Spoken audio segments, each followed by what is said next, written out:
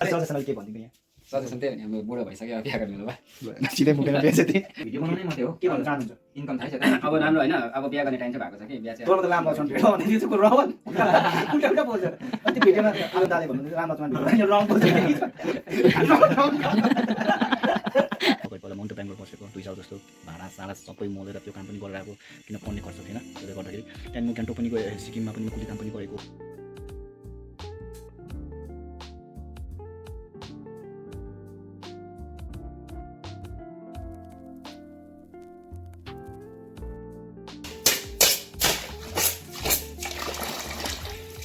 सुबह वाला काम सुरु भयो पानी भर्ने सिस्टरले टिफिन फ्याँकेर साफ सुगर बिहान उठे एकछिन चाहिँ जोडतोड हुन्छ पानीको त्यो गलेर हत्तु भयो अरे सिस्टर हेलो त्यो आइफोनमा मात्र भइहाल्छ हेलो गुड मर्निङ नमस्ते खाम्बी म welcome to my YouTube channel one step तपाईँलाई मेरो युट्युब च्यानल वान स्टेपमा स्वागत गर्न चाहन्छु भइसक्यो सुबह यहाँनिर सो यो के हो open the door yes papa so whether is like that यस्तो भयो दामी खालके सो मजाको भयो सो सुबह चाहिँ फिकै चिया भए पनि वाउ ओइ भाइ चिया आइपुग्यो ल सिस्टर चाहिँ good morning very good morning धन्यवाद ल सबैजनालाई होइन तपाईँलाई चिलाउँदैछ अब चाहिँ मलाई नछुने भनिदिएको छु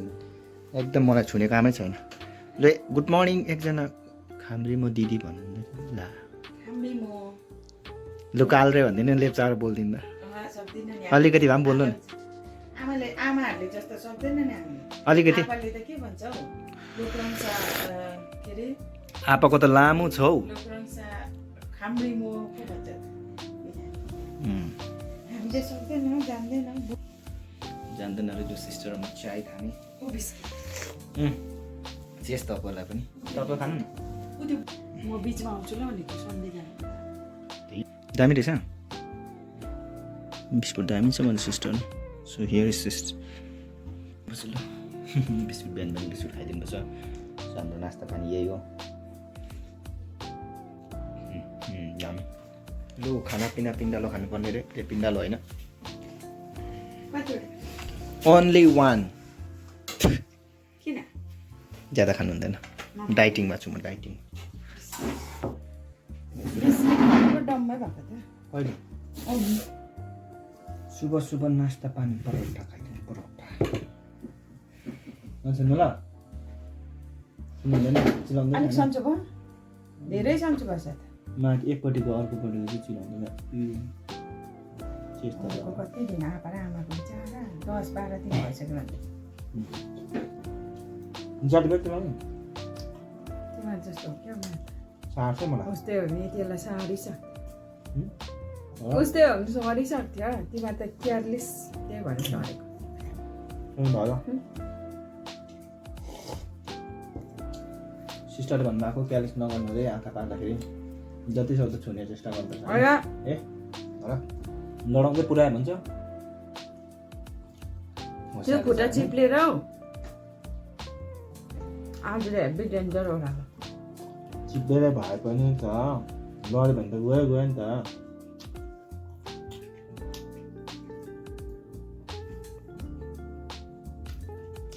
मजाले जाने त ट्रनै नकाटेर जाला नि तल्लो गोलातिर त्यहाँ त भिड छ दुईटा गोलाइको त गोलाइ काटेन हुन्छ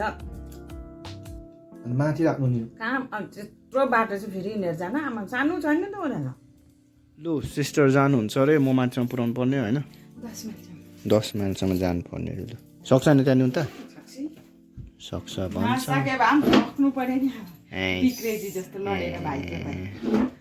त्यस्तो हेर्नु स्प्रेड आयो भन्छ कडा हो कस्तो खतरा खालको पुऱ्याइदिनु जानु सक्छ नभए जाइदिनु पर्छ नि खोइ लु म चाहिँ गाडी स्कुटी छोड्ने मात्रै काम माथिसम्म दिदी त्यहाँसम्म चाहिँ जानु सक्दैन म चाहिँ त्यहाँनिर त जानु सक्छ भन्छ तेर्सो सो म चाहिँ त्यहाँसम्म त छोड्ने काम बस आज भैन केटाहरू आउँछ भैन बजार जानुपर्छ नभए काम पर्दैन केटाको अहिले लु चोल्टी सोल्टी आइपुग्यो माइला सोल्टी लु चेस माइला सोल्टी माइला सोल्टी र कान्छा सोल्टी आइपुग्यो कान्छा सोल्टी कान्छा सोल्टी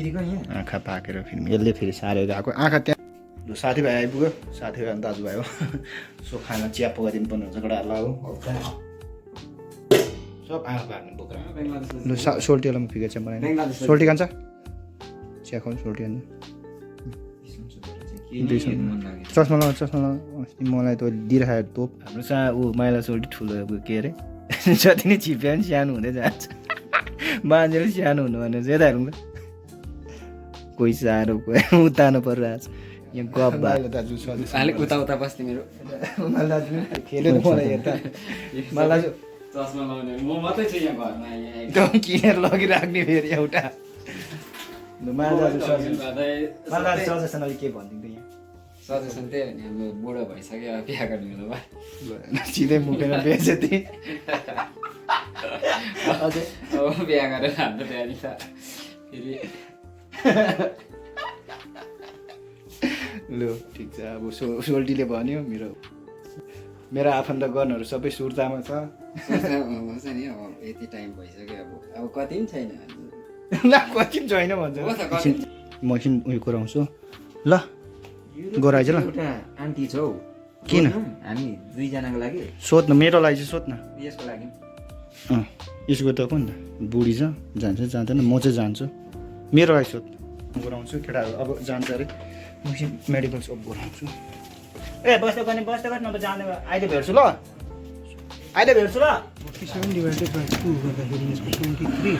यो तपाईँले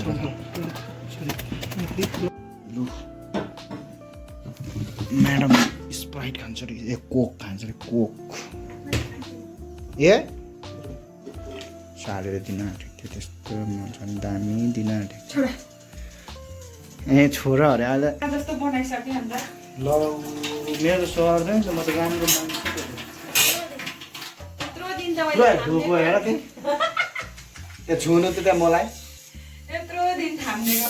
बिचरा अघि हाम्रो दिदीले फोन गरेछ कि हाम्रो एक्जिक्युटिभ एसिस्टेन्ट दिदीले भाइलाई पढाएको अरे के साह्रो पढा गरेको भन्दै थियो आज पनि हेर्नुहुन्छ थ्याङ्क यू के बिग्न पढाएको यो त गनगनी भएछ भन्दै थियो मलाई सम्झाउनु पनि हेर्नु मलाई गाली गर्छ अहिले पनि कोक धुइहाल्यो नि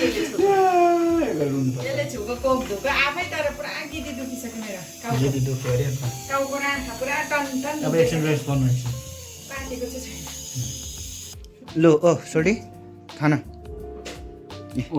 हालिदियो ल हिजोको लिनुहोस् है आइटम जोड चिसो तताइदिएन ल भात तातो छ ल दामी तँलाई पस्किदिन्छ आइटम देखेर तँलाई पस्किदिइहाल्छ न सोल्टी नभ्याइ भाउ यता पनि खाँदैछ यता भ्या छैन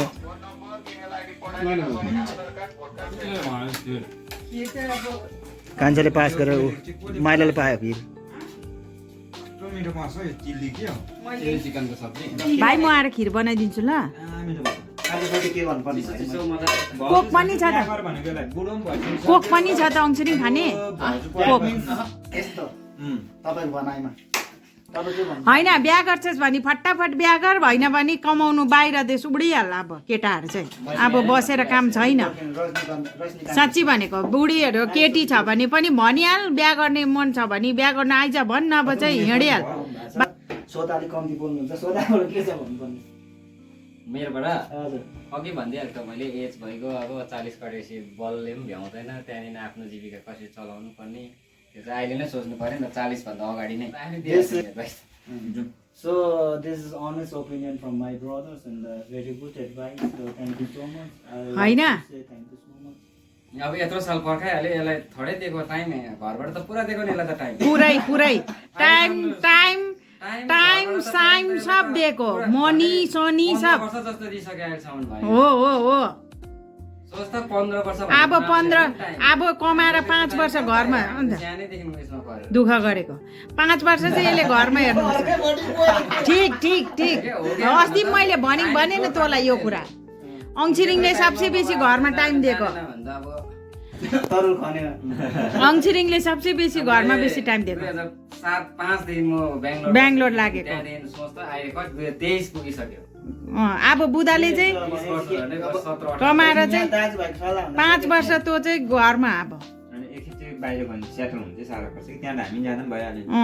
भने चाहिँ के जानै पर्छ। साह्रै पर्छ भिडियो बनाउनै मात्रै हो के भन्नु चाहनुहुन्छ इन्कम थाहै छ त अब राम्रो होइन अब बिहा गर्ने टाइम चाहिँ भएको छ कि बिहा चाहिँ तोरमा त लाम लक्ष्मण भेट भन्दा त्यो चाहिँ को रहन उल्टा उल्टा बोल्छ अन्त भिडियोमा के भन्छ आनन्दले भन्नुहुन्छ राम लक्ष्मण भेट यो रङ बोल्छ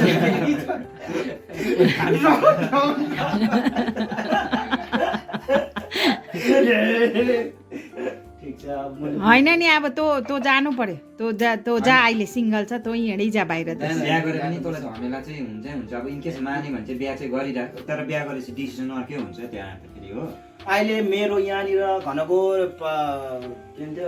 उयो हुँदैछ छलफल हुँदैछ यसमा गहिराइले सोचिदिनुहोस् जनाजन छ मेरो श्रोताहरूले अब मेरो विषयमा सोचिदिनुहोस् यहाँ बिहा जा बाहिर नै अब लाइफमा बरु मजाले जा 2 वर्ष कमाएर अब हेर अब यसले पढ्नु पनि दुःख नगरेको होइन होइन कतिवटा एक्जाम चाहिँ टुप्पा टुप्पा पुगेर झऱ्यो किताबहरू हेर्यो भने अडिटको 4 खेप इन्टरभ्यू A ग्रेडको इन्टरभ्यू ब्याक भएको अब एसआईको 2 खेप किताब चाहिँ नि यसो थाक्छ हो अब यहाँ त्यस्तै छ किताब मैले सक्दो ट्राई चाहिँ गरेँ मैले अडिटको 4 बार इन्टरभ्यू पुगेर क्यान्सल भयो एसआईको पनि मैले लास्ट इयर मेन्स गरेँ त्यसमा अर्को पुलिसको पनि मैले रनिङमा सुत्दै अनि डब्लुबिसिएस पनि मेन्स सुत्दै अन्त थुप्रो होइन वचनहरू एकदमै गहिरो आउँदैछ मैले अहिले सोच्नुपर्ने हुन्छ सो यही छ अब भएन पछि चाहिँ त्यही होइन कान्छ चढेँ होइन बनाइराख्नु पर्छ आज एप्लाई गरिरहेको छु त मैले अब यसको र मेरो चाहिँ आज एप्लाई हुनु भयो पासपोर्ट बाहिर मेरो बाहिर मेरो अनलाइन हो अहिले ठहन्छ के भन्छ ठुलो हो म ठुलो कुरा सुन्नुपर्छ कान्छाले मेरो एप्लाई भइरहेको छ पासपोर्ट दुईजना जानु पाइन्छ दुईजना सो ओले जान्छ वान स्टेप 10 वर्ष बादमा त हामी जतिसुकै लिएर आएस् न ल अब आउँदैछु म भनेपछि केटाहरूलाई दुःख छ अरे म आउँदैछु केटाहरूलाई दुःख छ अरे म पनि जानुपर्छ अरे सो यहाँनिर गफसप सबै भयो ल चेस ल सोल्टी मैले भने त्यसको त बनाएको छ मैले भने लैजाउँ ल कान्छा सोल्टी अबै चिसो लाग्छ लैजा बिस्तारो जाऊ ल है बिस्तारो सबै गयो अब म भाँडा मोल्छु साफ सुगर बास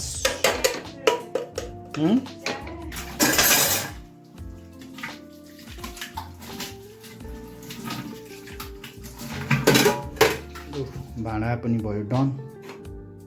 यहाँले पुसपास गरिदिनुपर्छ बास पुसपास भनेर कम्ती यहाँ चाहिँ त्यस्तो साह्रो पर्दैन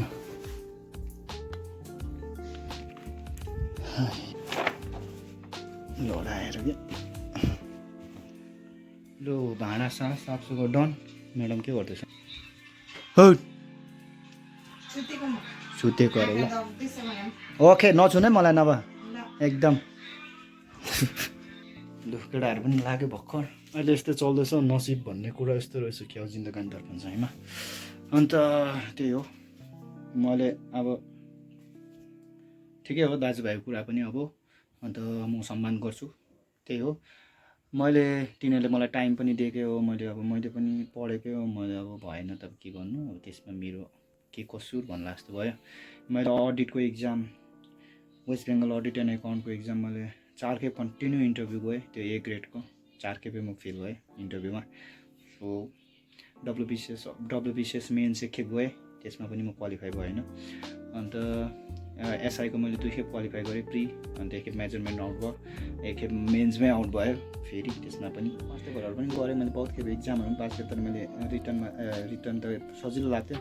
म फेरि उयसमा चाहिँ मेजरमेन्टमा चाहिँ म त्यस्तो साह्रो अलिक ध्यान दिन्थिनँ त्यही भएर पनि अब पुलिसमा चाहिँ अब अलिकति भए पनि इन्ट्रेस्ट कम्ती थियो भनौँ न मेरो जब गर्ने अब पाएन त अब के भन्नु त्यस्तै भन्नु पऱ्यो होला तर मैले अब अलिकति भए पनि अरू कुरामा चाहिँ मलाई चाहिँ बेसी जस्तो अडिटकै इक्जामहरू गरिबस्थेँ त्यसले गर्दा मैले 2 साल चाहिँ मैले क्यान्सल पनि गरिदिएँ मेन्स इक्जाम यो लास्ट इयरको अगाडि ल यो लास्ट इयर अन्त अगाडिको लास्ट इयर चाहिँ प्रि क्वालिफाई भएर पनि मेन्स गर्नु गइनँ मलाई पनि दिक्क लाग्यो र त्यसले गर्दाखेरि यस्तै चल्दैछ जिन्दगानी दर्पण चाहे मैले ट्राई नगरेको अनेस्टली मैले जति पढेँ जति टाइममा मैले ध्यान गरेर नै पढेँ मैले जति टाइममा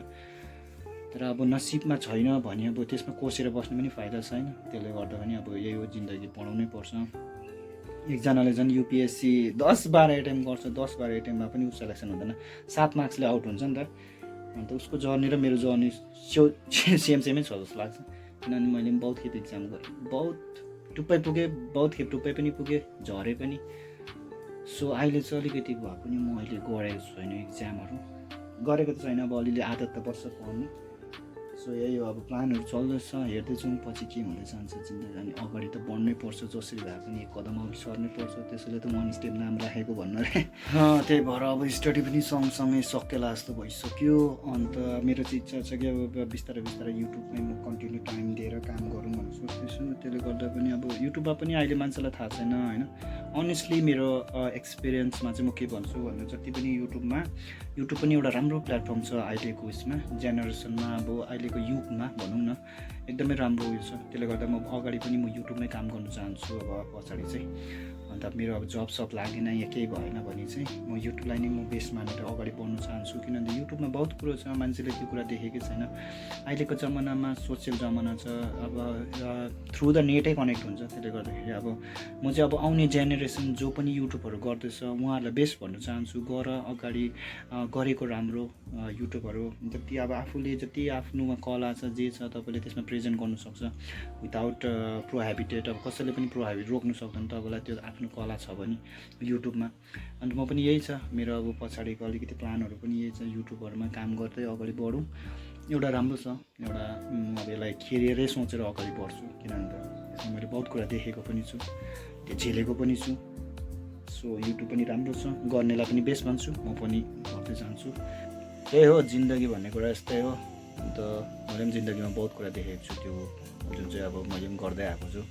अब एउटा म नि बेङ्गलोर बसेको म 11-12 आउनुभन्दा अगाडि पहिला म नि त बेङ्गलोर बसेको 2 साल जस्तो भाँडा सबै मोलेर त्यो काम पनि गरेर आएको